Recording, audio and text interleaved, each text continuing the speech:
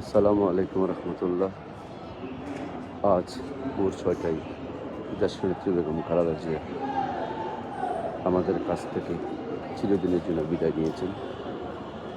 আমরা তার রোহের আত্মার মাগফিরাত কামনা করি। আল্লাহ পাক তাকে যেন জান্নাতুল ফেরদৌস নসিব করেন। এবং রাষ্ট্র 3 দিনের শোক ঘোষণা করেছেন। আগামীকাল সাধারণ ছুটি ঘোষণা করেছেন। আগামীকাল বাদে জোহর তার জানাজার নামাজ অনুষ্ঠিত হবে। আমরা আজ রাতে ঢাকার উদ্দেশ্যে রওনা হব।